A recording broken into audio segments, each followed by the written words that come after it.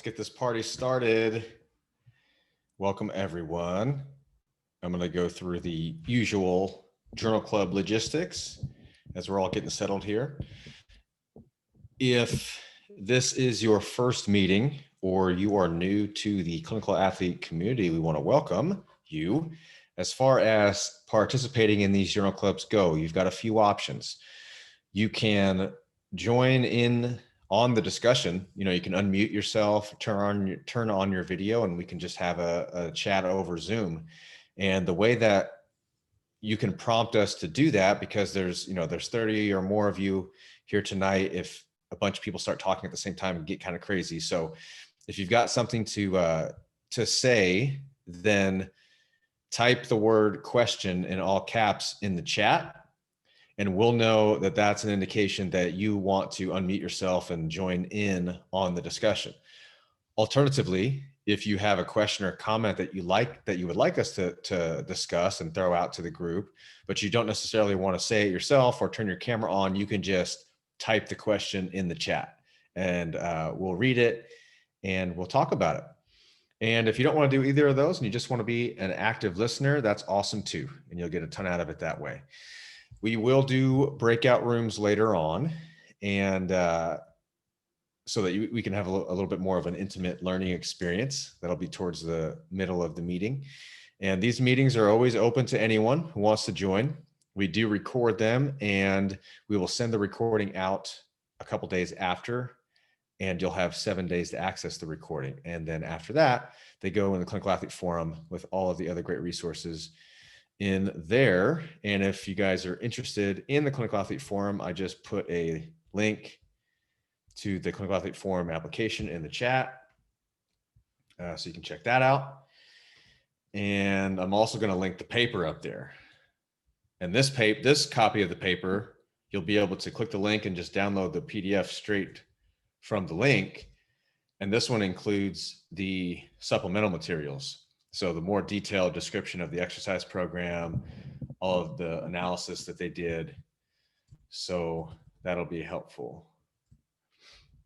And then Megan says we still need a scribe in the chat. And that's anybody who, if you already take notes during these meetings or you want to jot some big bullet points down, we put those in the forum along with the recording. It's helpful for people.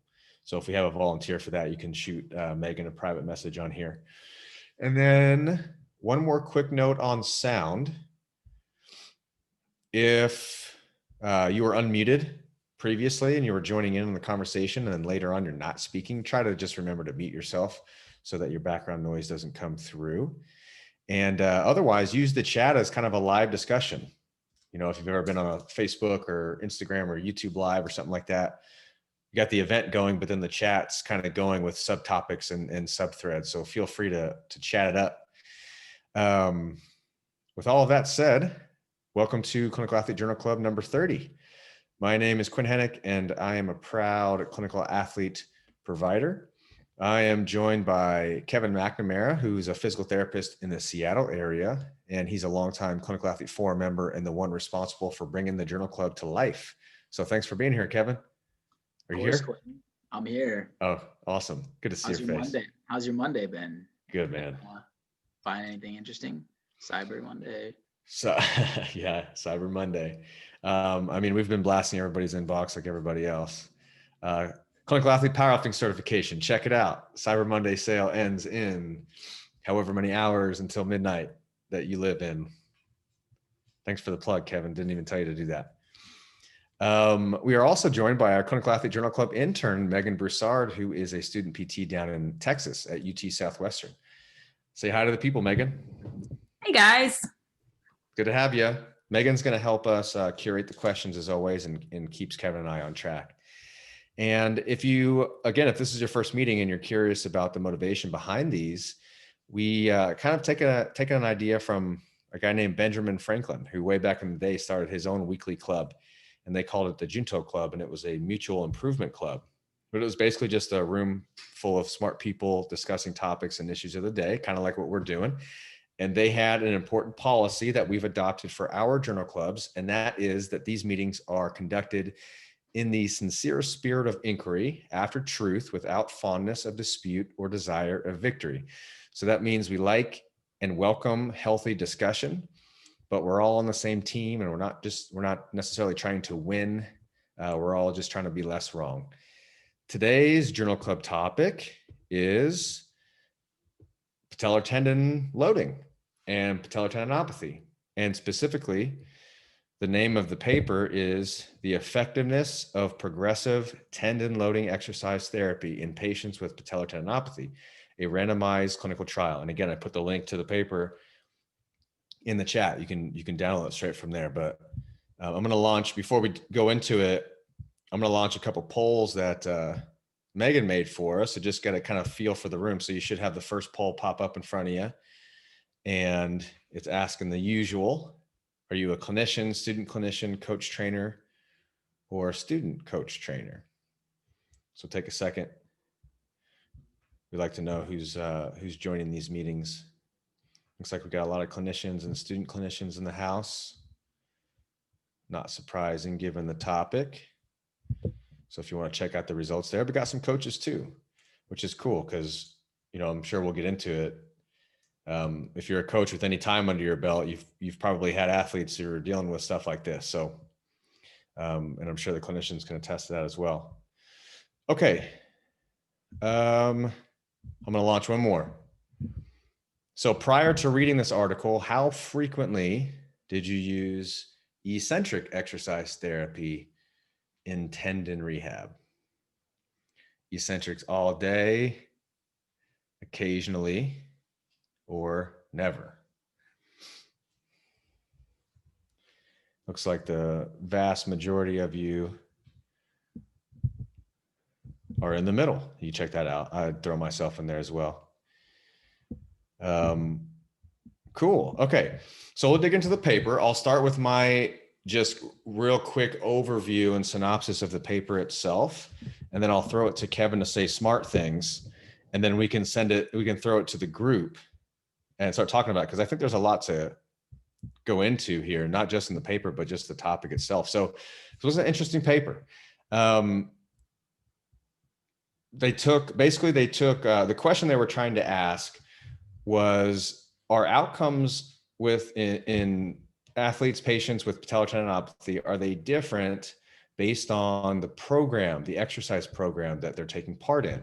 And so the introduction kind of gave a background as to how eccentrics have kind of been the go-to, and we can kind of talk about the history of that as we've come to learn. There's not necessarily anything special about eccentrics, but they have kind of been rooted in the gold standard of tendon loading. And the question is, what about other types of loading and other ways to structure an exercise program for patellar tendinopathy?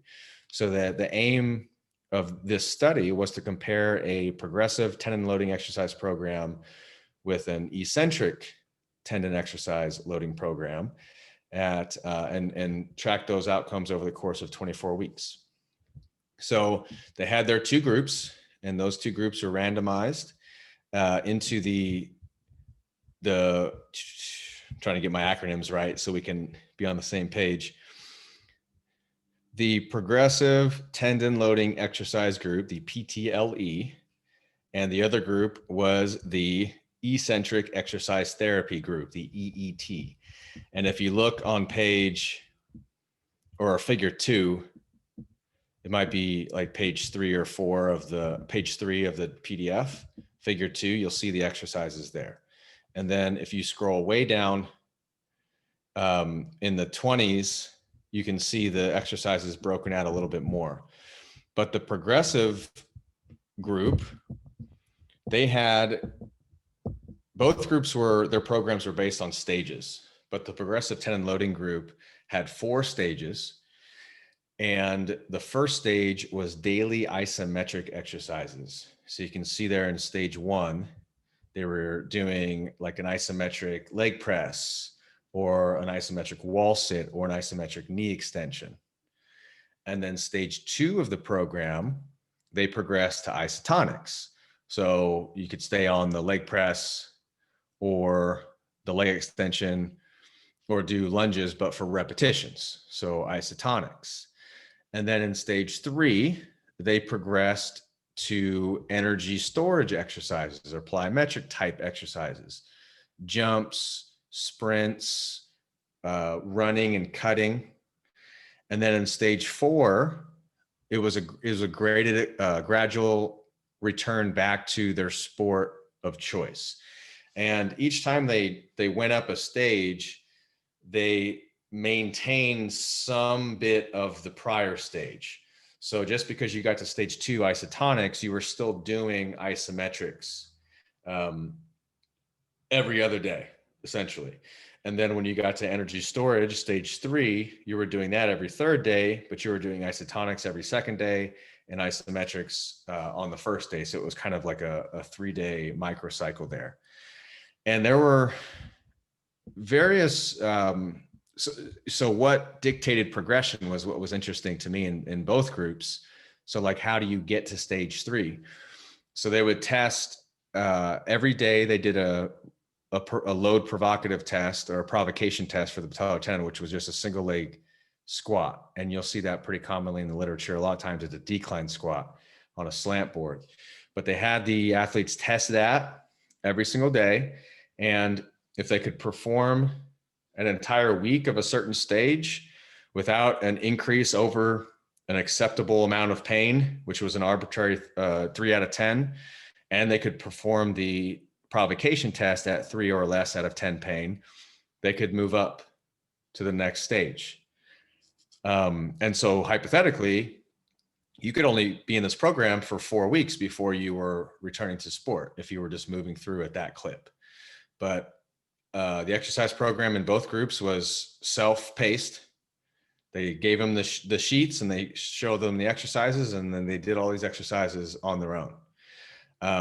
But that was the patellar tendon or the progressive tendon loading group. And then in the eccentric group, basically they just did eccentric single leg squats every single day, twice a day for 12 weeks. And they were encouraged to go into more pain. So if the other group was encouraged to only go to an acceptable level of pain, which they defined as 3 out of 10, the eccentric group is actually encouraged to go at a 5 or above. So push that pain threshold more. And if it doesn't hurt or barely hurts, add weight so that it hurts more, which was interesting. And the amount of weight wasn't really specified, but they were doing that for 12 weeks. So that was stage 1, just daily eccentric single leg squats for 12 weeks. And then at the end of 12 weeks, then they could go into stage 2, which was a graded return to sport. So whatever their sport of choice was, they could start kind of working back into things if they could perform a decline squat with 3 or less pain. That was kind of their cutoff. Yeah. And I'm probably missing a bunch of stuff there. Kevin can correct me. Megan can jump in there too, or any of you guys, obviously. But the main outcome was the Visa P scale.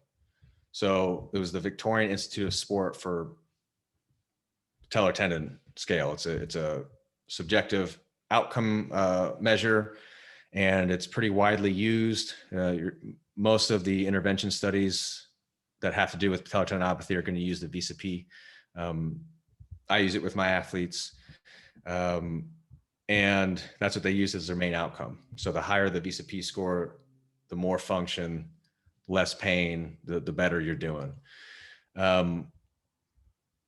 And in regards to results, they found that there was a statistically significant difference at 24 weeks in Visa P scores between the two groups, favoring the progressive tendon loading group. They were about 8 to 9 points higher at the 24 week mark. Both groups improved. And you can see the trajectory on figure 4. But some of their secondary outcomes And there are secondary analyses, as I'm trying to organize my notes here. The return to sport rates between the groups were not different, although the numbers did seem to favor the progressive tendon loading group, or what you might see in the literature is trending towards significance. And then the rebuttal to that is, well, how do you know it's trending towards significance? What if how do you know it's not running away from significance? Which is just a philosophical question that we can always ask. But statistically, there was no difference in the percentage of people who got back to sport in both groups. There was also not a statistically significant difference in patient satisfaction when you dichotomize the scores.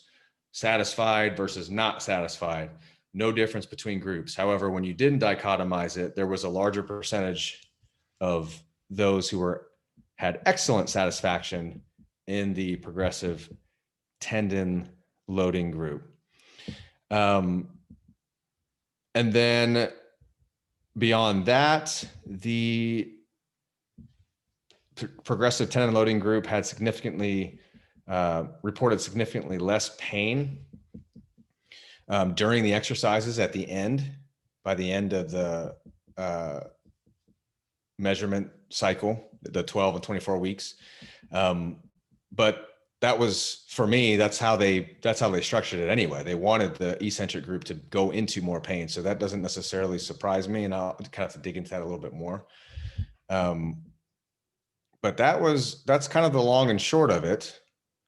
And I'll throw it to Kevin to get his thoughts on it. And then we can start really dissecting things, because there's a lot to pull out here. Kevin, what do you think about this paper?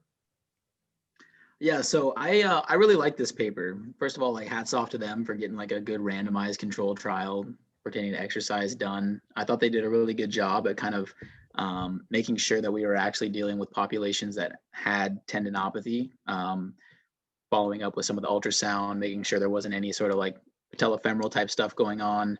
I think they chose appropriate outcome measures. I thought that was really well done. To be honest with you, I don't want to say that I'm disappointed, but I think that it left a little bit of something to be desired in terms of the outcomes here, because I would kind of hope that with all the effort and, you know, the kind of thought process that they put into having the progressive tendon loading exercise, I would really hope that we'd see a little bit more of a difference between the groups. And that really wasn't the case. I mean, we did see a statistically significant difference at 24 weeks. But if you kind of look at it, I think it was like a 9-point difference on the Visa P, which doesn't really even meet the MCID if you were kind of like tracking it across that. So I was kind of disappointed by that. And then the thing that I thought was surprising to me was the rates on return to sport.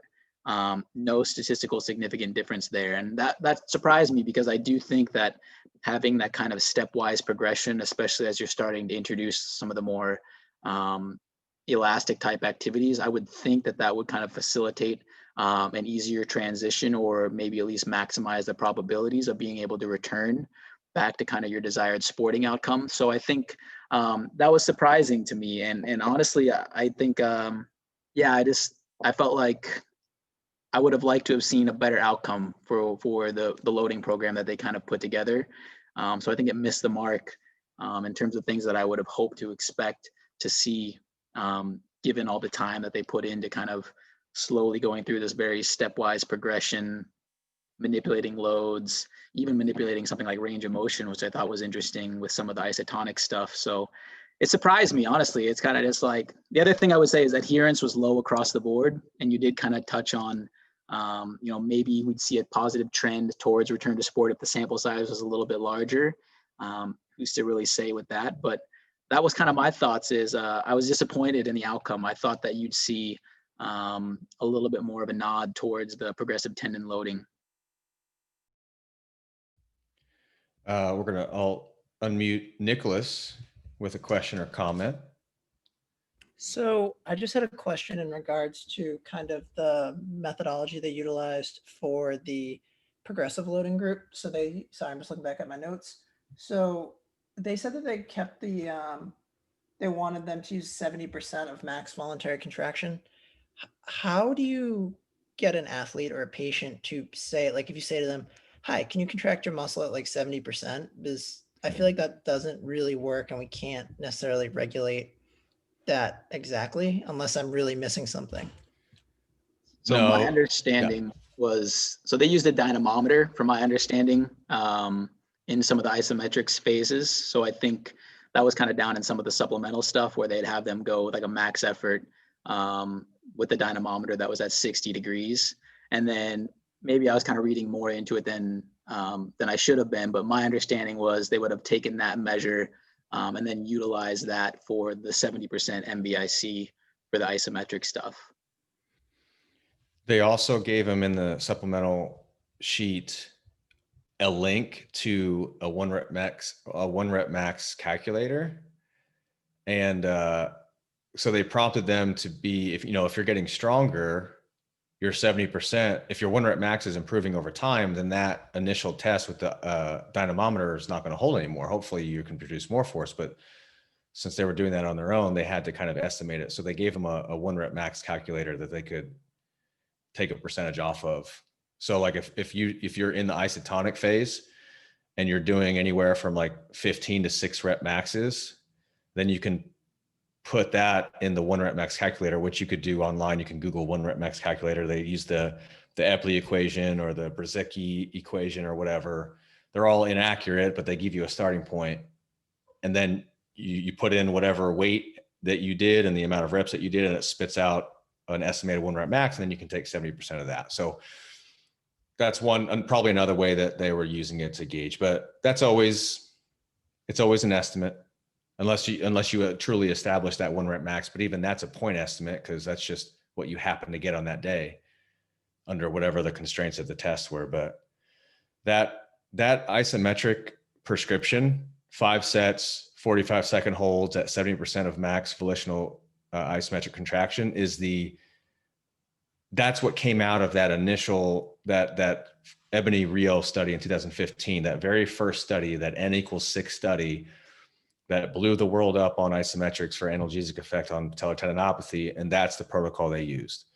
So there's nothing special about that protocol. In fact, there's been literature comparing those long duration holds to short duration holds, like 10 seconds. And when the volume is equated, there's no difference to just, put the tendon under load.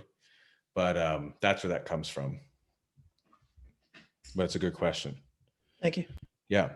Does that help, Nicholas? Does that answer your question? Yeah, it does. Thanks, guys. Okay. Yeah, of course. So, and to Kevin, to your point, like it left you wanting a little bit from the outcome, but that's obviously no fault of the researchers. The data was just the data in this case, but it is really interesting. This was an effectiveness study, and you'll see the word effectiveness and efficacy, these two terms kind of thrown out interchangeably, but they're not the same thing. And I think it's important to delineate them in regards to this study because there was a lot of freedom given to the participants. The entire program was self-paced. It was on their own. Adherence was basically on the honor system. They were able to progress to the next stage based on they could just say, yeah, the provocative test was a 2. They knew what the criteria was essentially to get to the next stage. So, which is what you lose in control, you gain in external validity. And an effectiveness study is basically, how does something work in the real world? Are we getting the real world outcomes that we want? But you're going to lose a little bit of that control here. So, there's a lot that could have been tightened up, but then it becomes less clinically applicable. Whereas this study I felt was very realistic. It was here, other than the diagnosis by imaging, but they're just doing that to clean up make the diagnosis more specific for this population. But, that the way that the exercises were prescribed, using a lot of strategies that I do, just because it makes sense, start with a range of motion that you can tolerate and change one variable at a time. Their recommendation was stay in the 10 to 60 degree knee flexion range of motion for the leg press and add weight to that range of motion, and then drop weight and increase range of motion, and then add weight progressively within that new range of motion. But it was, there were a lot of like blurry lines as to when to progress. And even in the isometric or the eccentric group, to get to stage 2, they didn't actually define, they said, if you can tolerate weight, if you can tolerate the exercise and you can tolerate some weight on your back, you can move forward. But they didn't actually describe how much weight gets you to the next stage. So for better or for worse, I think this study kind of represented a lot of what goes on in the clinic when your prescription is just kind of imperfect, but you're trying to give them some type of structure to go forward with. Abby, go ahead. Yeah, hey. I agreed when I was reading this that I thought it was pretty clinically applicable. However, I would almost never tell someone to stop doing an exercise with pain 3 out of 10. And I was kind of thought it was weird that they set the pain limits in one group, but that they kind of let them push the pain in the other group. And I almost wonder how the outcomes could have differed if they just said, figure out what your baseline level of pain is when you do the single leg squat and go up 2 on your own scale. Because the 3 out of 10 seems pretty arbitrary, I thought. I don't know. Do you have thoughts of what would be different if they had changed how they looked at the pain?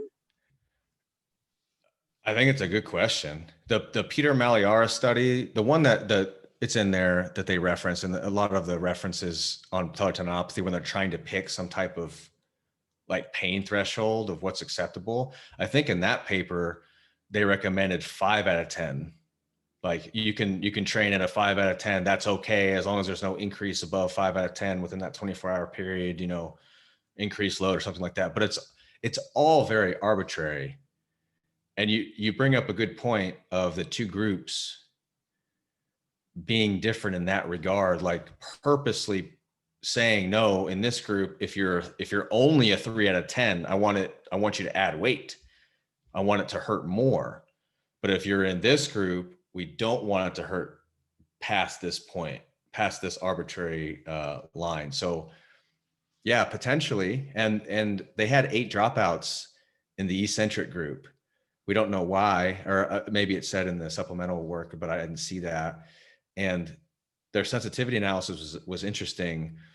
If somebody dropped out of the eccentric group, which could have been because just it like sucked. Imagine doing like single leg squats twice a day for 12 weeks, like at a 5 out of 10. I wonder what the adherence to that was truly, because I don't think I would want like my 5 out of 10, like that's not comfortable to do that twice a day for 12 weeks.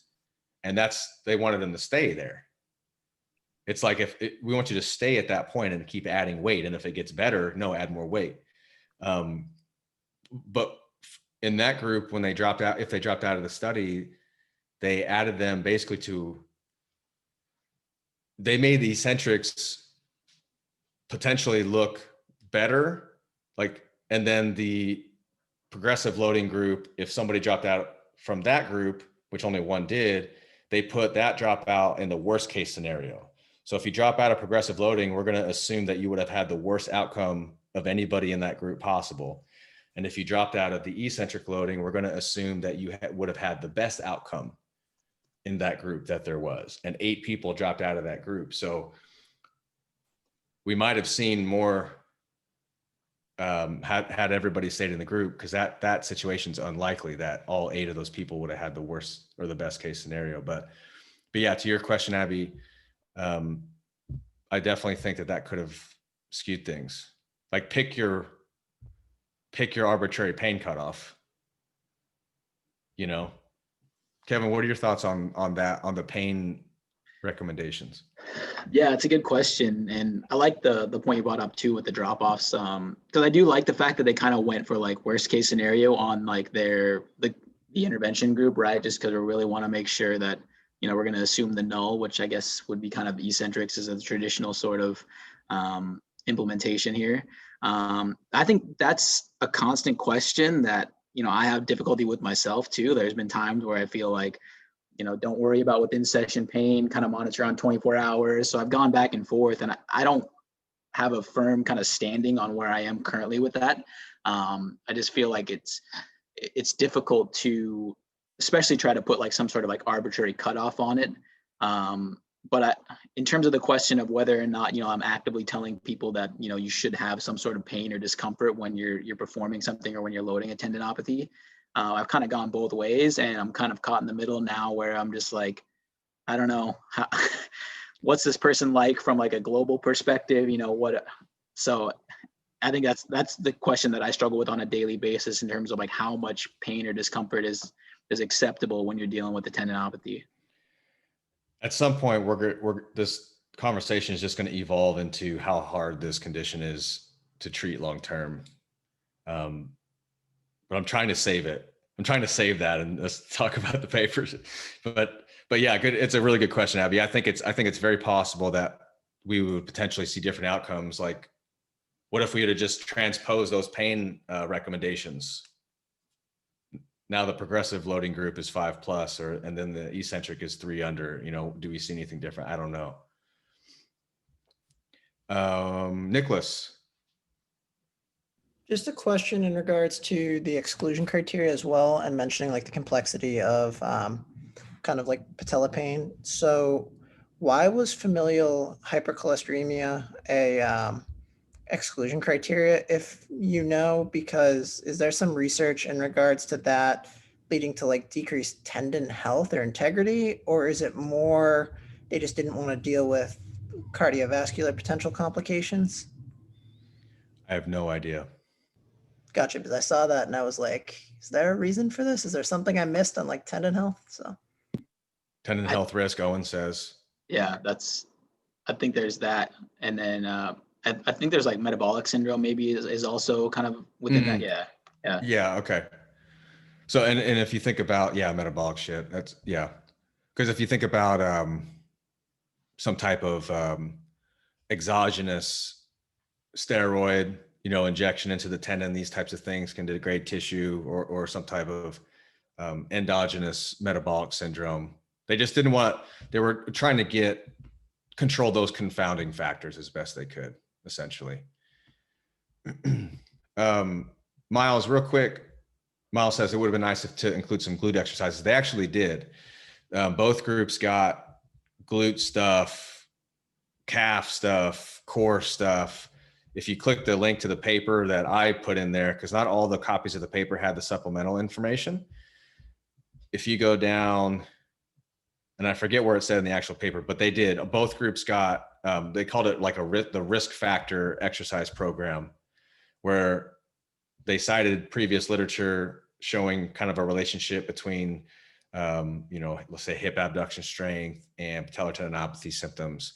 And so they gave them stuff, band stuff. They gave them a bunch of stretches, sideline hip abduction, standing hip extension, a single leg bridge. This is all on page 30.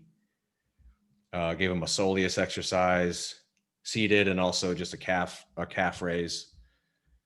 Both groups did that, and there were no differences in the adherence of those programs, at least the subjective report of adherence.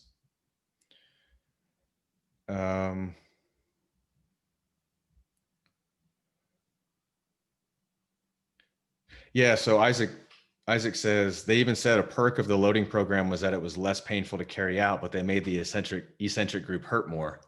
That was kind of my point before. They almost like hedged their bets there. I don't know if they did that purposely, but it wasn't surprising that the eccentric group experienced more pain, because they were instructed to go to that point.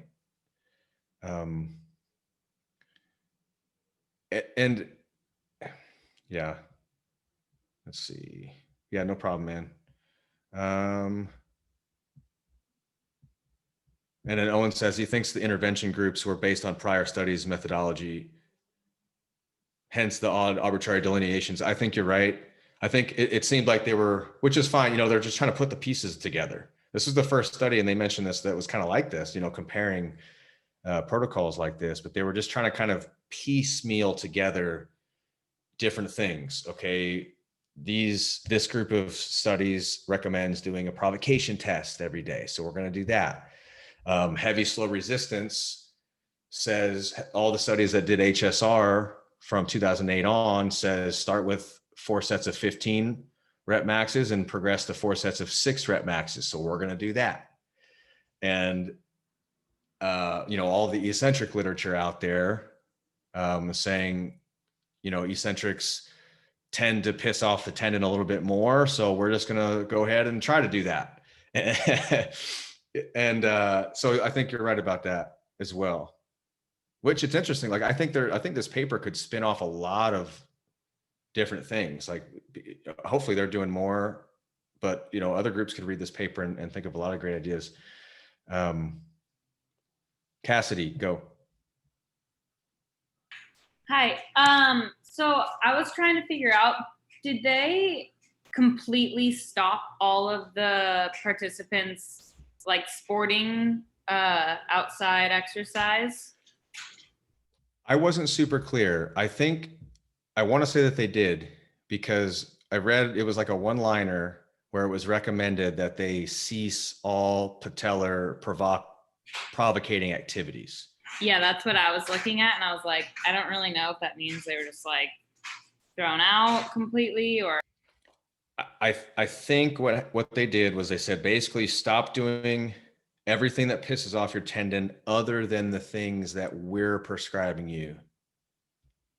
And then when you go through the stages, you can return back to those activities. I'm just wondering if like that would have made any sort of difference and like kind of just made it a little bit more applicable to everyday life if we kept them in their sporting events, because like you said, that paper of the analgesic effect and whatnot, there's like obviously better times to implement maybe the isometrics versus an eccentric versus isotonics, depending on where they are in their season specifically, whether they're preseason, kind of recovery after season, or during season. I think it's interesting that it could maybe make a stage progressive tendon loading program more effective if you were to like link it with their sport specific season stage, whatever it is. That reminded me of a point that I was going to make, that these subjects were from various sports and activity levels.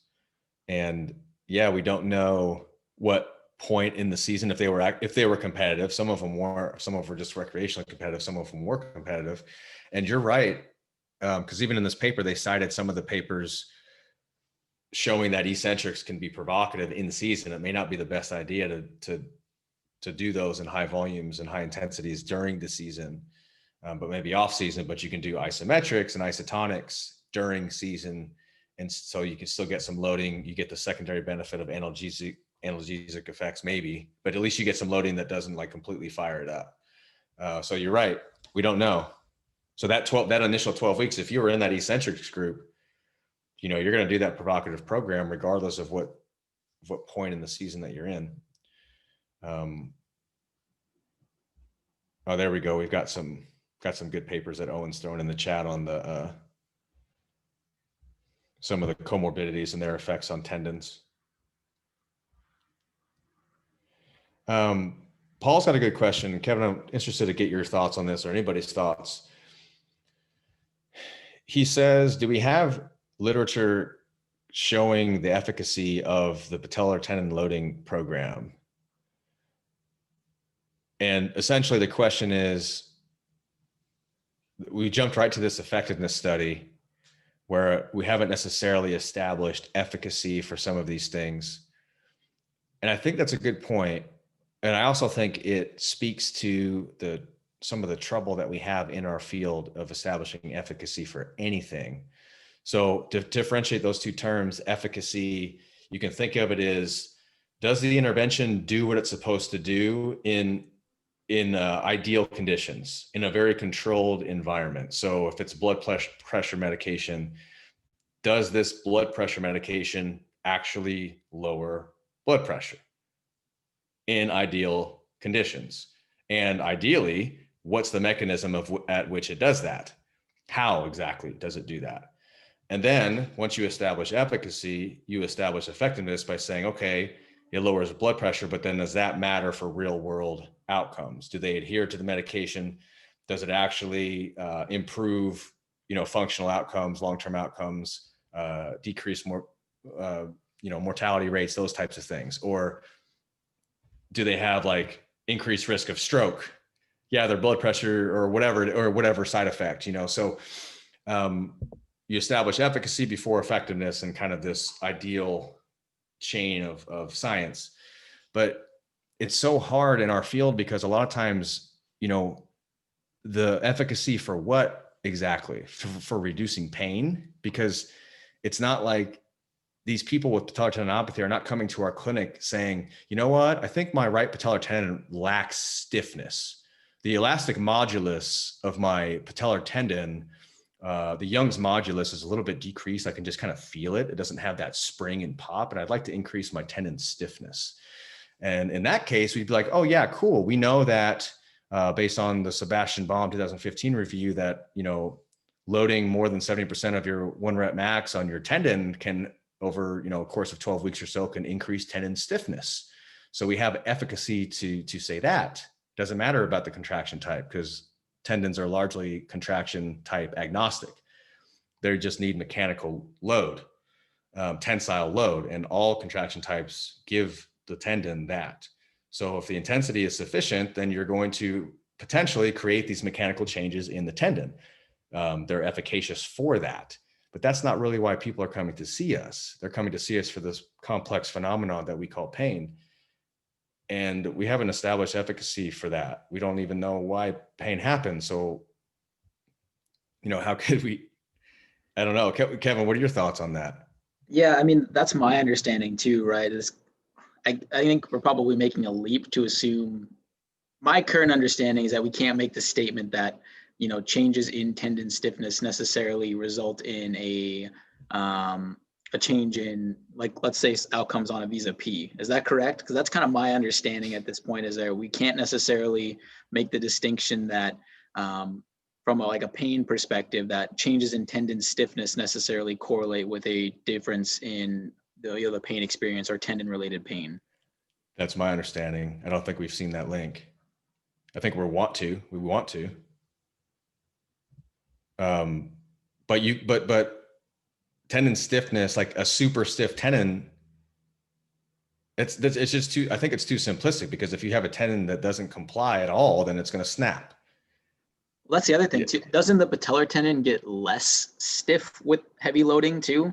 Because I think they're reversed. It's been equivocal. I've seen equivocal data showing both, and the sample sizes are so small.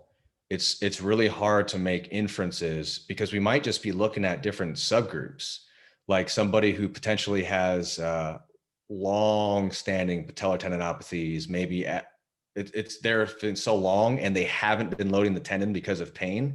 They may be coming in with decreased stiffness, not necessarily because of the tendinopathy, but because they haven't been loading the tendon. And then somebody with acute symptoms,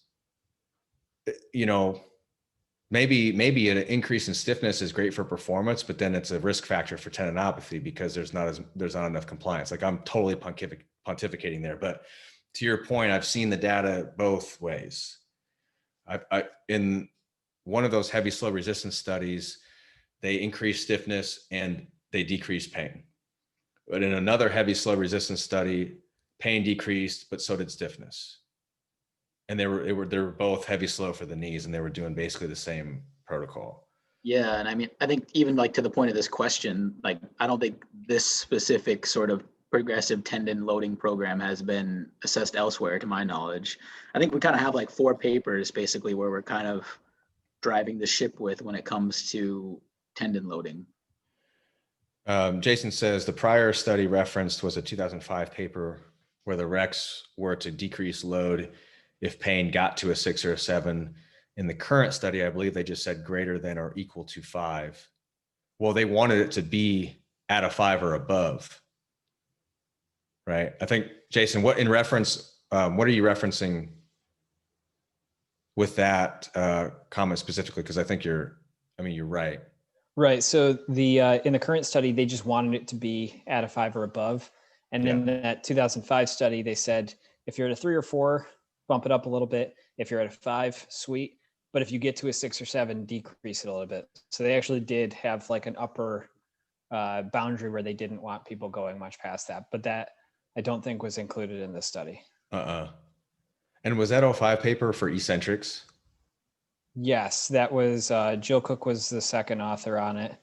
Let me pull up here. Was that one of the in-season papers where they said, "Ooh, this pissed off a bunch of volleyball players' knees doing these in season"? Yeah, it was during the. It was no effective eccentric training on jumpers' knee in volleyball players during the competitive season. Yeah. Visness, probably said that wrong. So then you're right. Like some of these people who are like pain copers. Of course, now we're getting into the whole, like, if you're a pain coper, is it a 9 or a 10, 9 out of 10, or like, is a coper's 5 out of 10 the same as, an avoider's 5 out of 10? But you're right. There was no ceiling. So you could have people based on their tolerance and what they wanted to do, like, and that's assuming they were even adherent to that guideline, which for 12 straight weeks, twice a day, eesh. But the progressive, so to the question of the progressive tendon loading program being kind of arbitrary, just the way it was put together, I think it's more of that, following these heuristics or Vermeil's hierarchy of slow strength, high force production, slow strength, to, kind of power development, or lower loads, but you're moving faster, to elastic strength or reactive strength, where you're doing plyometric, stretch shortening, energy storage type activities. I think it's just that kind of logical progression that they were trying to put together that all of us probably think about and adhere to some extent, or just kind of it makes sense that if somebody's, I think that the way that they went about it is good, and they've pulled it apart, but then they turn people loose, and we got a 40% adherence. And so do we really know anything from that? Right. And so I'd like to see it a little more controlled. So I know what the adherence is. I'm bringing them in. I'm able to test those things. So I know, is this really workable, at least in the non-clinical setting, and then roll it out to a clinical setting. I just think we've put cart before the horse a little bit in this study. I like this study. I just think maybe we needed to validate a little bit more of some of this other stuff in its totality, right? So let's actually look at it in a controlled world first. And like I said, with the progressions or for the progressive loading group, as long as they did a stage for a week and they reported no more than 3 out of 10 pain, they could go to the next stage. And you probably figure that out, like, oh, what's the criteria here? I can get to the next stage when I check these boxes. All right, done. And I don't know if they're doing that, but these people probably just want to get back to what they want to do, and they care about that more than this particular paper. So there's always those human element things that when you let that be a little bit more open and free, then you run into those internal validity problems that you're describing here, Paul, where we haven't established quite enough to allow for that much freedom. So it's definitely an interesting point. I did like how they kept, I've been a little bit, and before we break out into the groups, you've got some great prompts that Megan has put together for us, but I've been somewhat critical in the past of these deterministic progressions, like don't do this type of exercise or loading until you can do these things. And then some arbitrary standard, okay, now you can do, so isometrics before isotonics, but don't do isotonics yet before you do this. Don't do any type of plyometrics or jumping until, and it's this very linear thing. And it's just not as clean in the real world. And I liked how the structure was a little bit of that, but they also kind of kept the last stage in there a little bit. And so it wasn't this, there wasn't these like clear lines in the sand where now this stops. Okay, you're done with that now. You don't need that anymore. It was these kind of like bringing up your minimums type of an approach. Like the isometric stayed in for the whole time until they returned to sport. The isotonic stayed in for the whole time until they returned to sport, those types of things. I would say the only difference maybe clinically is we can talk about this after the breakout groups, but I'm incorporating more and more this concept of microdosing, and some people in the meeting here might think of something else when I say microdosing, but what I'm referring to is just having a little bit of everything. So I agree that like plyometrics and fast stretch shortening cycle things tend to piss off an already pissed off tendon. A lot of that, or even a little bit of that, versus us at least being able to move slow and heavy. But you have to reintroduce that stuff at some point. And there's always that like shaking the rust off, a little bit of flare up. At least to me, it's never this clean, like, oh, you tolerate isometrics and isotonics, you're going to tolerate plyometrics a little bit now. It's always like a little bit of, yeah, first day of jumping was a little bit hot, even though we did, everything right. So I put that stuff in there just a little bit, like pogos, but at a reduced, like they're not trying to jump as high as they can. They're not trying to maximize the force into the ground, but they're just getting it a little bit. And we'll do that maybe in between warm-ups of our squats or something else, or in between like a superset of knee extensions and doing just some like low intensity pogos or something like that. That's just one example, but I just find now then in the future, when we reintroduce more jumping and more plyometric activities, they're not as unfamiliar with it from just a feel aspect and also like a fear aspect. Well, I think this gets at your question in just terms of like the difficulty in managing these things long term, right? Because there really is sort of that almost like trepidation as being like, all right, well, we're going to start a little bit of elastic activities today. Let's just kind of see how this goes. So I think that's hard in terms of like kind of determining readiness with progression wise, and, making that decision of, are we introducing this too soon, or should we give it some more time to try to hope to get some sort of adaptation if they're kind of continually not responding in a way that we would necessarily like to see with some of the elastic type stuff. So I think that's the most difficult part about it in terms of managing more of the tendon stuff is, kind of when should we start to introduce some of the more ballistic stuff, or if we have introduced it, like when are we going to draw the line in terms of like, okay, let's kind of pull back a little bit, right? It's kind of this very fluid moving target. And maybe we can get into that a little bit more after the breakouts. Nick, real quick, or you don't have to be real quick. You can just ask your question. You can take your time, but go ahead.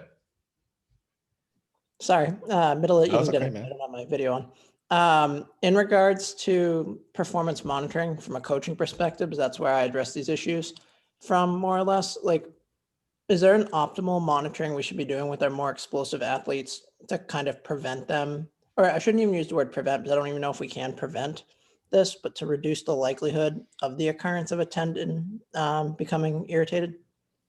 Like the first time, just correct. It's like we can't tell them not to play their sport if that's what gets them a full ride or makes them a lot of money, depending on what level. Yeah. I think this might be able to dig into or be worth digging into again after the breakouts, because it's a great question. And my short answer is I don't have a specific kind of metric or a thing to monitor that will give you some bang for buck in terms of that. There are things in let's say university football where we're looking at 2 times body weight back squat in order to maximize the benefits of plyometric activity and things like phase potentiation, where you do jumps, kind of moderate loads, and then that potentiates jump height, and jumping really hard and fast can kind of potentiate power movements like weightlifting. But that's kind of a performance perspective.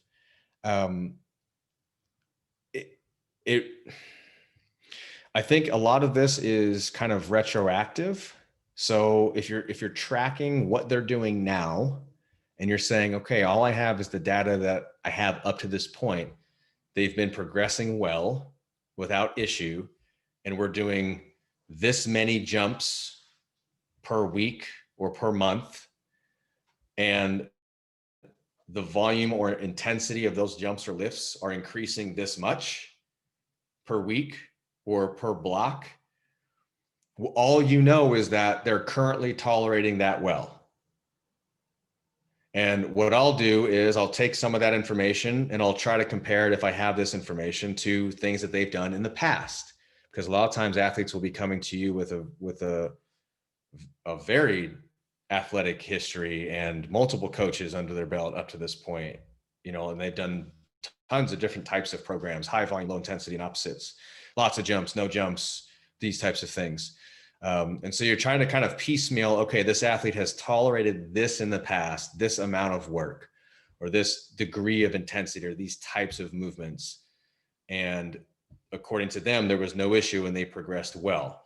You use that as kind of your prior information and say, okay, maybe we start kind of a little bit below their maximum recoverable volume to give them some room to grow.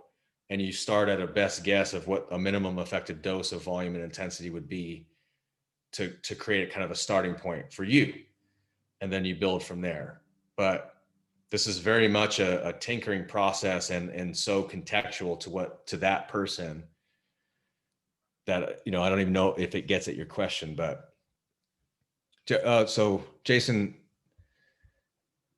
Owen says, do niggles matter? That's an interesting one that we talked about. And Jason says the 3 Newton meters per kilogram for knee extension torque strength.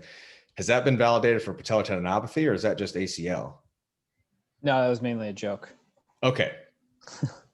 Well, here's the deal. I thought maybe it was, but then I would be more of an asshole if I assumed it was a joke and it wasn't, than the other way around.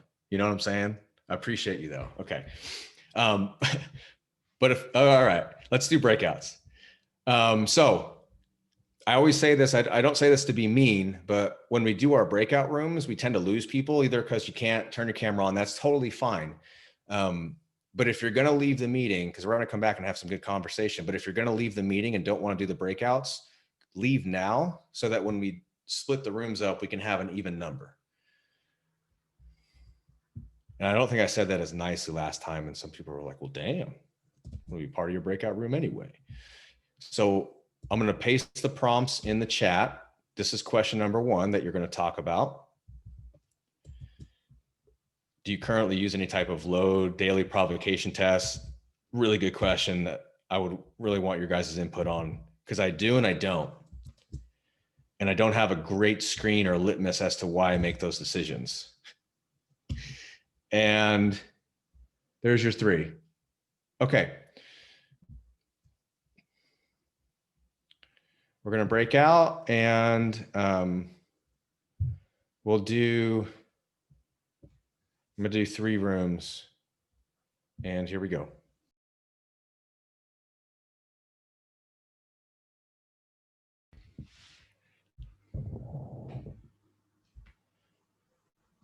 And we're back.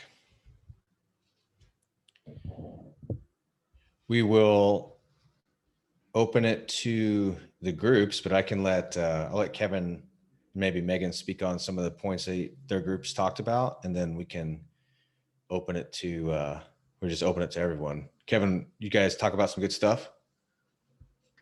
Yeah, so we spent a lot of time talking about like a specific load provocation test in terms of whether that's something that a majority of people implement or not. And I think one of the things that was important from our discussion was there's kind of like 2 kind of things that I think we see in terms of just having something that is reproducible kind of like on a day-to-day basis for the person. But with that, you're kind of sacrificing some of the consistency in the testing itself. So one of the things we discussed was, would that potentially have negative ramifications with regard to, actual exercise prescription and an understanding of how well the person is actually tolerating the things that we're generating. Because if we're just asking them, how painful is it to go down your steps, or, Owen made a point of when you're walking with something like that, there's a lot of kind of confounders if you're kind of doing it based off of some of their day-to-day activities, or, maybe you're walking faster, maybe there's a steeper incline with a step or something like that. So one of the points that we kind of tried to make was trying to maintain as much consistency if you can with a load provocation test. I was kind of under the impression that I think that's probably a better indicator, or something that's a more useful metric to track, whether you're having them, a heel rise to a certain height from the same surface, or a decline squat board that's at the same level of decline, is probably a better way to approach some of that, as opposed to just asking them, throughout their day-to-day. You say that walking is symptomatic. Well, how is walking going for you now, or something like that, just because it gets very, very kind of murky, because there's certain things that we can't control. So providing some sort of provocation test that allows us to have much control over it as possible may be more beneficial than just something that they reproduce in their day-to-day. Just you lose some of that reliability with the anchor of the test itself when you have, when it's, have you changed? So if you use a pain provocation test like that, are you more just kind of textbook, let's just use the 0 to 10 visual analog scale just as something, just as a point of reference? Or has that evolved with you a little bit? Like, I know some clinicians use like green light, yellow light, red light instead of any 0 to 10 scale. Do you have any thoughts on that? I try to just bucket it in like minimal, moderate, or severe. And if they're like moderate to minimal, then we'll probably just keep rolling with it. Yeah. I do something similar with I try to have somebody tap into their own experience, and I say, okay, so you have had situations where your pain has changed the way that you move. Like you have been unable to perform like the task the way that you would normally do it. And they're like, yeah, there's been days like that. And I say, okay. And then some days you're completely pain-free. And yeah. And then some days you feel your thing, but it's not enough to actually affect the activity. It's just annoying, or it's just there. And for us, it's trying to have days where the pain provocation test is more in the doesn't affect the ability to do the thing, versus I can't even do the test, compared to the other side. That's probably a good option, just because it provides some sort of saliency to them, right? So it's probably, I prefer that option, just kind of what you suggested, as opposed to kind of trying to bucket it. But I think it gets challenging, especially if we're starting to do with like scales and things like that. I think that's too much. So I've kind of preferred like the bucket method, just because even though it's not perfect, that's kind of the way that I've gone about it, just because it allows us to provide some sort of consistency, as opposed to trying to differentiate between 5 and a 7 or something like that. I want to get to the other groups, but I want to hear other people's thoughts on the provocation testing too, because this is something I go back and forth on. And for patellar tendinopathy, for a long time, I knew that they used it in the literature, but I didn't like it because it seemed like it was just a reminder for the person. And it was that thing that they could just keep perseverating on and keep retesting a million times throughout the day, even if I told them not to do it that way. And it was almost like working against us from that aspect. But at the same time, this condition is so unpredictable and volatile. And with the population I work with is mostly barbell sport athletes, where this is relatively common. And I would say, I got quite a few on my caseload with patellar tendinopathy right now. And especially when a lot of our work is remote, and you're losing some of that feel. Some type of structure is helpful, and some type of anchor to give us an idea of trends helps. And when you have a bunch of different types of exercises, like you said, it gets hard, or a bunch of like daily activities that may or may not be enough to provoke the thing. It's difficult to track progress sometimes. And so for a couple of my athletes, one who's a high level power lifter now, we were not implementing a specific provocation test, and things were going really well until they weren't. And that's what tends to happen with tendinopathy, is a lot of times things will go really, really well, and then that bucket will overflow and it comes out of nowhere and they just have a flare up, and now, they have a decent setback. We're not all the way back to square one, but we're back to like, okay, we got to back off like the way where we were last, 4 or 5 weeks ago. Sometimes it works like that. And that was happening often. And we were doing more, doing less, changing frequency, these types of things. And this person's remote. And so I decided to implement the single leg decline squat as just something to anchor us. And the way that I implemented it was I want you to do it before the first thing you do when you walk into the gym. And then I want you to do it to retest after your warm up squats before you get into your top sets. And the idea behind that was to see what kind of analgesic effect our warm up was having, like to kind of gauge his readiness from the time he walks into the gym to the time that he's going to do the prescribed loads, to see where we are and see trends like, oh, the post warm up provocation test, like knees feel good, or maybe they don't. Maybe take some more warm up sets, or maybe that's going to be a day that's just not going to be there. Like it's like an auto regulatory thing. And then I'll have him test post workout again to see if just the overall dosage of the workout, what type of effect it had. And I still worry about just the constant like testing. And I also know that much frequency could be just treatment in and of itself. Like you end up doing 6 to 8 single leg decline squats every time you come to the gym. But is that a bad thing? Maybe not. Maybe it's just part of the deal. So in that case, we implemented it to just try to get some consistency. And then in another case, have an 18-year-old kid, weightlifter, super explosive. I'm working with him and his coach, and this is remote as well. And in the session, the kid's real quiet, and he's, very respectful and a nice kid, but he doesn't care about the nuance of rehab. He just knows that his knees hurt and he can't do what he wants to do the way he wants to do it. And he had a past experience of PT where he was very familiar with the 1 to 10 scale. And I kind of talked to the coach, and he's a coper. He has a tendency to overdo it. So we had a talk, all three of us, about, not necessarily equating pain with tissue damage, all these things, but I decided to implement the same provocation test because I predicted that he wasn't going to give me a whole lot of feedback. And that prediction ended up being correct. He just completes his workouts, and I get videos and stuff. And I don't know if his knees hurt like hell or if he felt fantastic.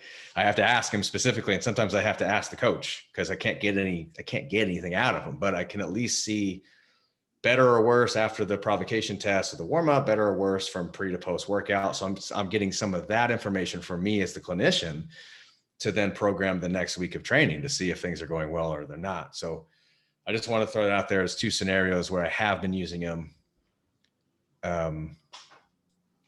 But yeah. So if anybody has thoughts on that or provocation tests, but Megan, what was your all's the feel of your group? Yeah, we had a lot of the same thoughts with the provocation testing. And we kind of spent time talking about, well, do you use that to track progress over time, or do you use it to change like within session treatment plans? And then we kind of talked about how you could probably use it as both.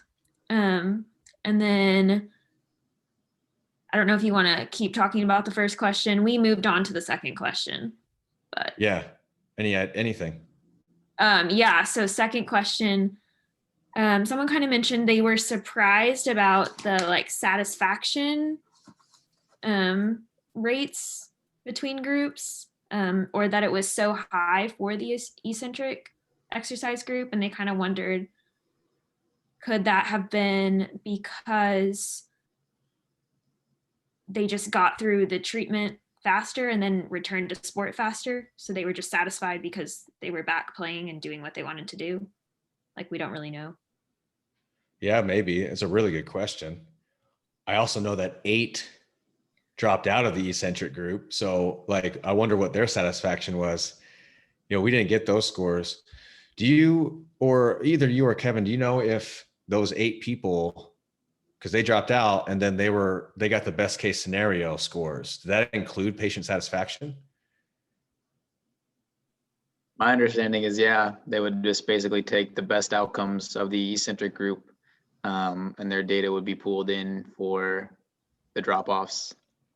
Okay, so that might answer part of the question too, is that we might take the satisfaction data with a grain of salt. But it's, yeah, I don't know.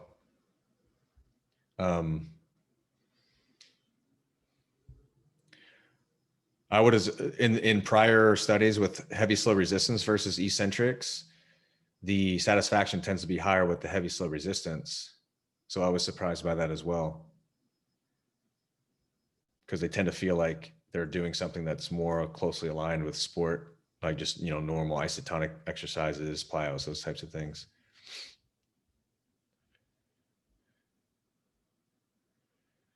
And anybody throw out, Megan, did you guys get to the third question? We did not. Okay, no problem. Kevin, did you guys get to the second or third? No. Because I know there was another group. Paul or anybody from that group want to chime in? Yeah, we just basically, I mean, the first question was, we discussed that one, you know, the perseveration on the pain, we're not sure we really like that, but we really didn't see it as any different than using an asterisk sign or a concordant sign or something else that you might do, what provokes or what problem there is. So, right. So whether it's remote or not, you're utilizing it in your athletes as a go, no go type of a thing, or do we modify, right? So today's not a day, today's a day. Today's a day where we may make some modifications, either some extra warm up or something else, but that's the same information that you'd use when they're coming in, and okay, how are you moving in this way or that way or whatever it is. And we talked about that may change, right? You've got that anchored test that may be valid, but somebody may not even be able to do a straight leg raise or be able to do something else. They sure as hell aren't going to be able to do that. So how do we regress that in a non-heavy athletic population versus those that need to be able to do some plyos? And that's where where their problem is showing, not necessarily in slow movement, right? So where are we and what's the load stratification? Those things are all contextual to the individual, right? So that was kind of part of it was, do we have them focus daily, and only if it's kind of like part of that treatment program, the same way that a concordant sign or an asterisk sign would be in the normal process. Did we get to question 2? Oh yeah, we did. And we weren't overly surprised by anything, because there's a 40% completion rate, you know, 48 in one, 40% in the other. And they returned loose basically with minimal testing on the eccentric side to return to sport, while they had a very lengthy return to sport protocol to get back to sports on the other side. That could speak also, as well as they mentioned, to why they felt a little bit better, because all I have to do is pass a minimal test and I can go back to sport. And that's really what I wanted to do in the first place, even if it is still hurting a little bit, because obviously some of these people chose middle of the road type participation. Yeah. So they just wanted to get back to what they were doing, right? Kevin, do you have any follow-up thoughts on any of that, or anything that?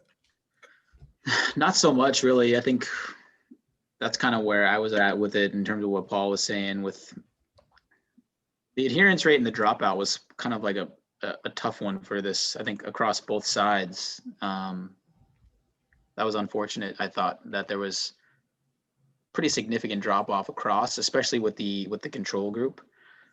So it does kind of make it challenging to especially now that I'm thinking about adding in the best outcomes for the eccentric group, because I was kind of looking through that again. They didn't do it for adherence, apparently. I was just reading back through there. But it looked like everything else, especially with the visa P, there was, best outcomes from the eccentric group were substituted in for the missing data. So I don't have anything to add, though, with regard to the second question. We also looked at and discussed the differences in just, okay, you have to stay within this narrow bandwidth, right? And this other group gets to just load it up, and how that's going to change the load through the tendon. And so it makes it really hard to say that this is an apples to apples comparison and just load across the tendon. And we're not even sure that they completely controlled for the load, number of sets, reps, everything that's going across in the two exercise components, because one group's getting a whole lot of variety, the other group's getting basically 2 or 3 basic exercises, right, for the tendon load. And so were we having, again, apples to apples, equal load across that? Because one's getting to push really into the pain, the other's not, and then we have a variety of exercises loading it differently. Well, that was the other thing too, that they didn't really detail out, where the people that didn't have access to a leg extension, they were just doing a single leg wall sit. I would imagine that there's a different sort of load kind of going through the tendon there. And I question how much of a true comparison that really is for someone that's on a leg extension versus a single leg wall sit. And the other one was, I think, was like a forward lunge, was the secondary supplemental instead of the leg press. So that's another thing there that they didn't really disclose in terms of who had to substitute pattern for pattern. And there's a lot of ways to do those movements to distribute load differently. Like the wall sit fun is interesting. I was actually messing with that myself a couple of days ago, like playing around with just how close my foot was to the wall versus, how far away it was. Basically just manipulating shin angle and forward translation of the shin, and like a knee extension torque demand versus kind of shifting it back into the hamstring and the hip. And I play with these things because I can light up like quad tendon, patellar tendon on myself, like light switch, and it's different depending on where you put your foot. And the same with a lunge. If you step way out with a vertical shin, or even a shin that's got a negative angle, it's a different force distribution and internal torque demand than if you do a short step and you let your knee go way past your foot. Neither is good or bad. It's just different. So a leg extension is a very constrained movement. You kind of know what you're getting from a force vector standpoint. Now, I'll say, because I'll probably forget, but like the paper, like the authors should definitely be commended in their attempts to blind the investigator and the primary physician, and they pre-registered the trial. So everything was basically up front for everybody to see before they started collecting the data. Now, I didn't go back and look at the pre-registration to see if it is what they ended up doing, but it's out there to do that. That's the whole point. The supplemental material was really nice to just read all of those details, because a lot of times you don't get that stuff. We got the raw data and Owen says he thinks that the pre-registration was consistent. So that's good. I mean, the fact that they pre-registered and they stuck to it is a good thing. But we got the raw data in the table. So we were able to look at, which figure was it? It was figure 5. We have that plot there where we get to see each individual data point. So we get to look at outliers, because, we're dealing with means a lot of times when it comes to research like this, and it doesn't take into account when you look at the outliers, like, damn, that could skew the data. And then, but if you can at least get your eyes on those raw data points, you can start to make your own inferences, and they provided that. So really, I mean, just overall happy that this paper happened. And I think it's a step in the right direction. And all the things that we're talking about now are just ways to improve upon it and try to get, more directed questions out of it. But just touching base on the third prompt, the return to sport, kind of clinically, in our experience with return to sport progression for this population and how to navigate the conversations. It's really tough, at least for me, because it tends to, for me, in the majority of cases, this tends to not be a thing where there's this pretty clear, okay, you've established like a good consistent performance on these things, and like you're kind of past the murkiness and you're past the nastiness.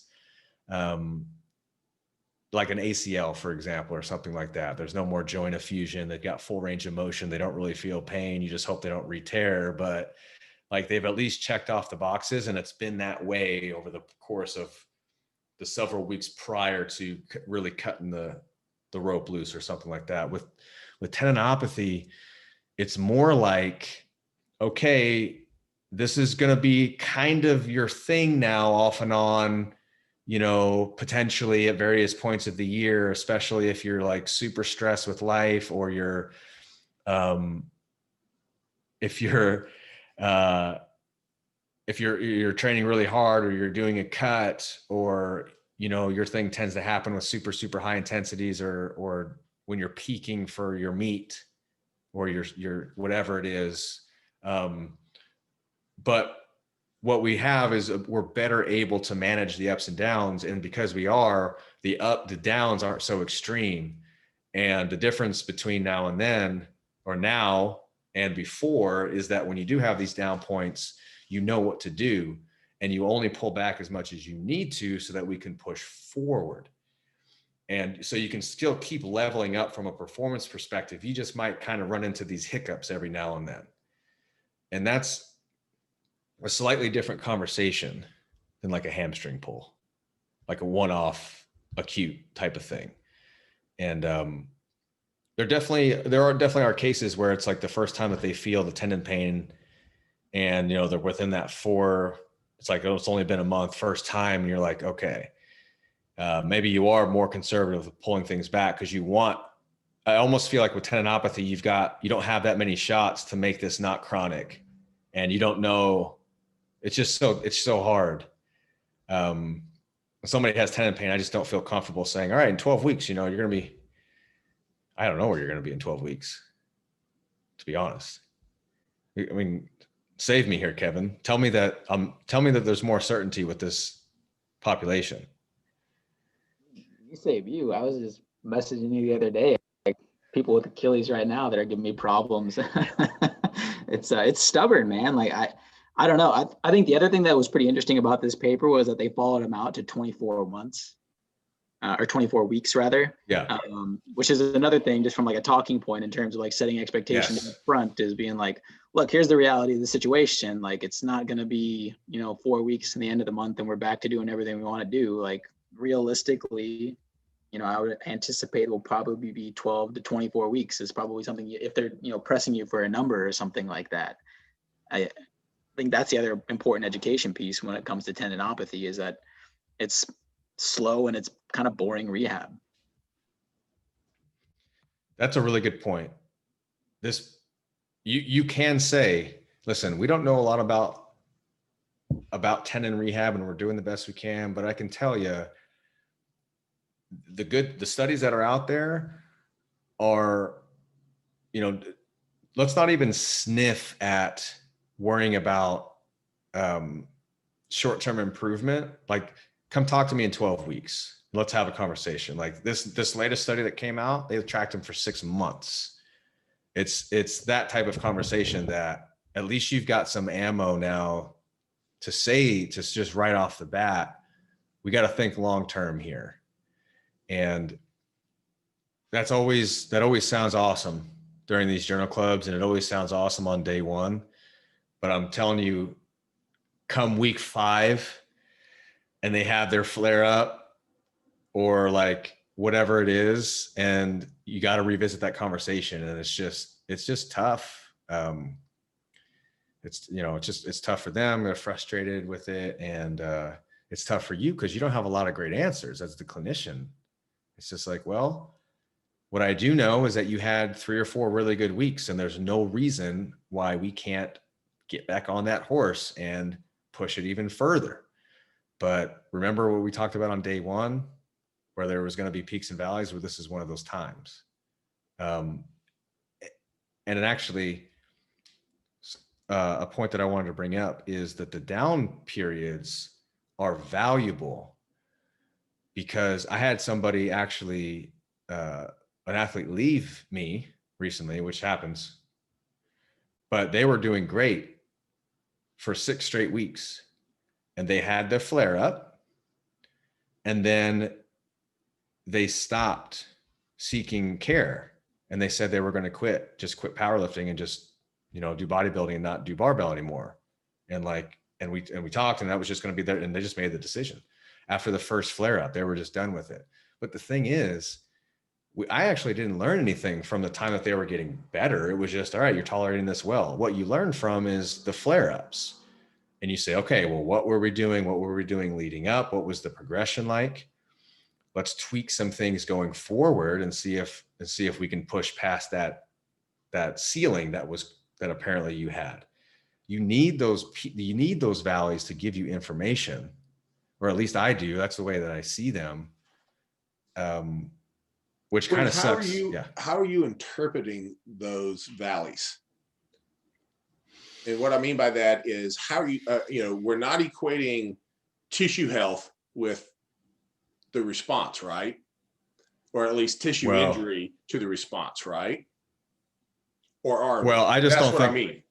Yeah, I don't think we're good enough to model it, but I don't know if you see the data that 100% of those participants had degenerative tendon changes, and we know that having degenerative tendon changes increases your likelihood of experiencing symptoms in the future. It's just that our interventions don't seem to be able to change those degenerative changes, as in these hypoechoic spots on ultrasound, or at least if they're deep into the process. There is some reversal if they're pretty new to tendinopathy, but it's kind of back to that Jill Cook continuum model, where most of the time we're going to see these as chronic cases, and these degenerative changes are just going to be there, and you're trying to just strengthen the viable tissue. It's a treat the donut, not the whole type of deal. Right. But for me, so I'm not really thinking about, I'm only assuming that the mechanical load that I'm putting on the tendon is having the physiological effect. I'm only but this is a pain experience, right? Correct. Yes. And so that's part of my point. What are you measuring, like their sleep? Are you checking other things, that external stressors, all that other shit that could be affecting that just as much as the load that you were putting through? It is talked about for sure. Okay. I'm just trying to frame it as, how are you conceptualizing this, just based off your wealth of knowledge, because it's a different bucket in many ways, right? Oh yeah. Well, I think I mentioned it, but in part of our talks of expectations, it's your tolerance is a moving target. And that's where I throw in the life and sleep and nutrition. If you're cutting at the same time that COVID shut down the gym that you own, at the same time so this was the powerlifter that I'm working with, where I incorporated a loading test. He had just broken up with his girlfriend. His gym got closed down for the 4th time, and he's peaking for a meet, and he's cutting. So all of these factors, I can't just be like, we increased your back squat by 7.2% last week. It must have been 3.7% too much, for sure, 100% for sure. All right. But I'll say this, we start with what we can control first, and he can't control COVID. He can control how he responds to it, but I can't control his emotions for him. I can control our exercise program in relation to all of these other factors that we can talk about. So I model it in my brain in terms of that first, but it's certainly should be, and I probably put the blinders on too often. But again, it's falling back to your controllables, and you're just going to stay within those because you can't always control the others. I understand that. It's just it's just a broader view of when it's a pain-driven type of a process, right? Yeah, like a sensitivity pain too, especially. Derek, go. So my question is more about an athlete that, let's say, is like a senior in high school who's dealing with a patellar tendinopathy, and you know that long-term this could cause them issues down the road, but this is an athlete who's probably never going to play again. And working as an athletic trainer for a little while, I saw this in I guess the lower level schools where you had kids who weren't going to be going anywhere with their sport. They didn't really take conditioning very seriously. So they had a lot of injuries or pains that down the road got worse. How do you typically handle those types of situations? Is it you just kind of let them go and educate them along the way, letting them know that, this could be an issue? Do you still try and pull them out and reduce playing time and load and modify things? How would you go about handling something like that? I think it definitely, for me at least, it definitely depends on their goals and what exactly they're wanting to get out of what they're currently doing. So if you had mentioned, if it's somebody who's not necessarily going to go anywhere in the sport, that doesn't necessarily also mean that they don't want to do as well as they possibly can now in the time that they have in the sport. So I always start with that. Like, what is it? If you weren't having this issue right now, what would you want to do and how would you want to be doing it? And that's first and foremost for me, is trying to get them as close to there or on the path to there and give them as many tools to try to get there as possible. And then beyond that is, well, what do you want to do after this? Is definitely a conversation that I have, because that's probably what we're talking about, because this season's going to end. You're going to get older. You're not going to maybe play the sport again, but what do you want to be able to do afterwards? Do you want to be active? Because I don't necessarily think, if the answer is absolutely not, no, I don't want to do shit, well, they're probably not in my office. But usually it's not. They want to continue to do stuff, or they just want to, let's just even say at minimum, yeah, I don't really care about playing the sport or doing a whole lot of physical activity, but I also just don't want my knees to hurt. I still think that's an open door to saying, okay, I don't care if you're a gym rat either, but we also know that we've got to stress some areas to be able to handle the stress. And we can have that conversation too, where I still think, even no, I just don't want my knees to hurt. Well, let's see if we can get you just, more tolerant to life stress. So we'll, have that conversation. So I just kind of reverse engineer from their goals, I guess. Do you have any follow-up to that based on that response? No, that makes sense. I mean, going through athletic training, I really didn't know much about like motivational interviewing or even how to really interact with the athlete. Yeah. So for me, it was hard, and I based it a lot off of my own like experience, and I was more of a coper. So if I hurt, I just kept playing. Plus my dad always told me to just, rub some dirt in it. And I was like perfectly fine with it because I wanted to keep playing anyway. So it was hard for me to connect with some of these people, because especially in the lower level schools where they didn't take conditioning very seriously. Even when they played, it was kind of half-ass, but they wanted to do something and it was fun. You know what I mean? So trying to explain, the truth of the situation that they're in, as opposed to, well, it is just a game, go out and have fun. Like they're not really competing for much. Because again, this high school it wasn't really about like the level of competition. Well, and in that scenario, you're not going to have a lot of time with them anyway. And also from that in any one session, but also just the length of care. Like not only is their sports career finite, but also your relationship with them as a clinician is probably going to be finite. So I do think there's still value in really, asking them what they want, and for them knowing that you're here for them to try to support their goals. And you can say, look, I know that you're supposed to say you want to do as best you can in basketball, but I really want to know what you want. I want to try to get you to be able to do what you want, and just kind of go from whatever they say to you. And if they give you nothing, if they give you no valuable information, and worst case scenario, you give them an exercise program that you make them do in front of your face. And if that's worst case scenario, I think that's better than some of the alternatives out there, which is them not doing that and doing absolutely nothing. Yeah, no, that makes a lot of sense. You described a situation that's probably pretty common for a lot of people, though. Yeah, I mean, it was pretty frustrating just, because I felt like there wasn't a lot I could do. But again, having more of these tools of learning how to at least talk to people, getting a better understanding of, what they're actually looking for instead of me giving them, like hip 4-way and some step ups and then saying, okay, you're good for the day. Like just having no real direction at that time, it made it hard, like reflecting back on it going, I just gave them whatever the book told me that they needed to do instead of actually diving into, what do they enjoy doing? What do they want to be doing? What do they expect to be doing? And I do think that also contributed to some of the outcomes that we saw. Well, and you know what? This is the last thing I'll add, but those exercises, you may end up still there. Mhm. But if you ask, if you try to get at what you really want, and then you can say, okay, well, obviously, we're at a point where we're not quite there yet, but I got a few places that we can start.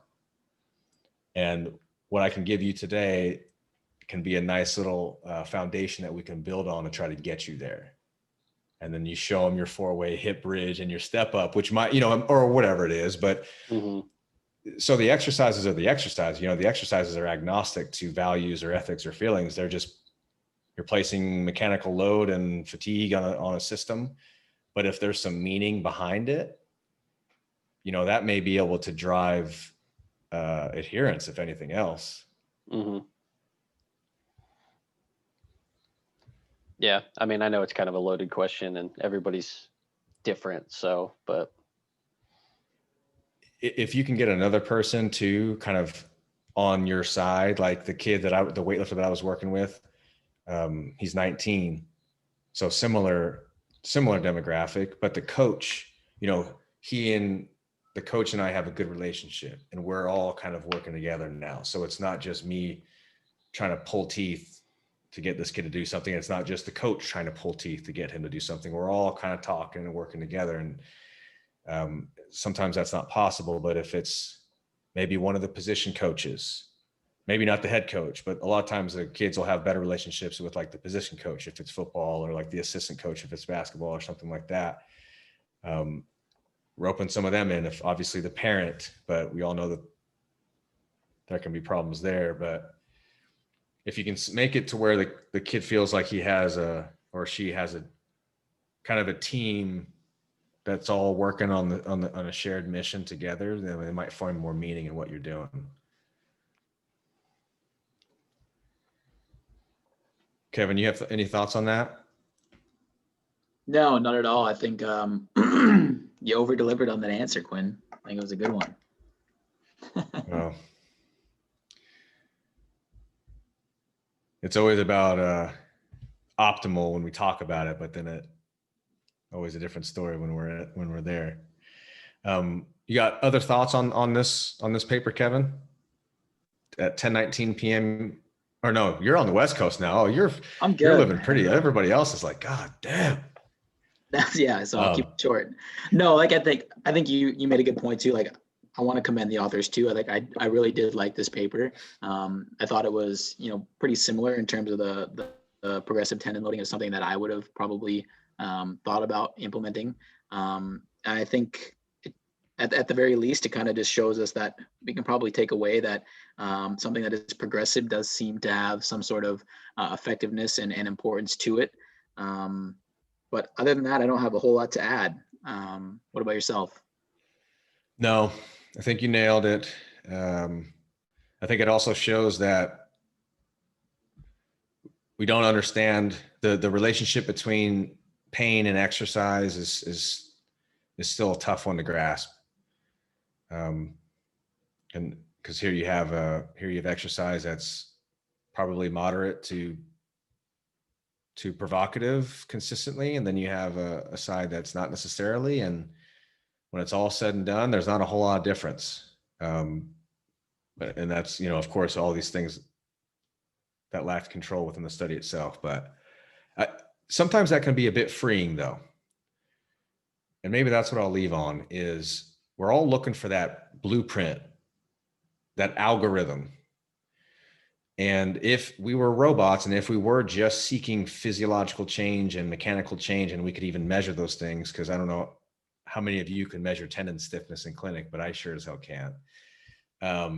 Everything that we have is a proxy for what, and our best guess of what we think is happening.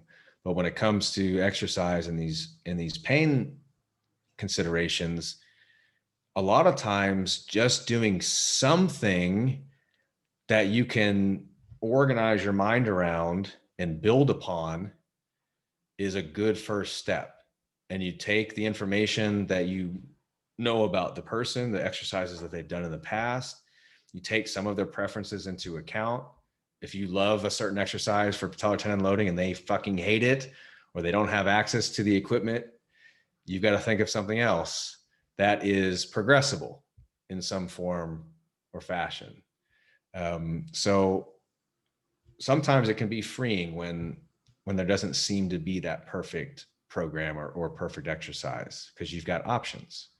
Because everybody got a little bit better, or at least the majority. If you look at the raw data, they tended to get better in both groups to some extent. So I think I'll leave it at there.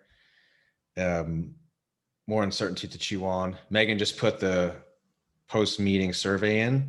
So if you have a quick second, open that link before we close out so you don't lose it. And your feedback is what drives the ship on these. And I want to thank Kevin for joining the fun as always. And I want to thank Jason for dropping the article in the forum. This is the one that he threw out there in the planning thread, which, by the way, if you're a forum member, feel free to drop some ideas in the planning thread for next week. Kevin, anything jump out at you that you've read recently? Oh, I read a paper today on chronic inflammation and exercise intensity, which was pretty interesting. Oh, interesting. Maybe I'll throw that one in there. Other than that, not too much lately. Cool.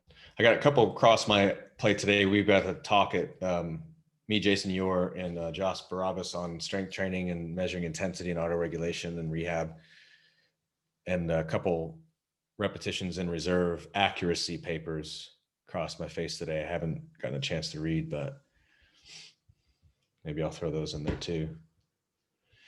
Sweet. All right, everyone.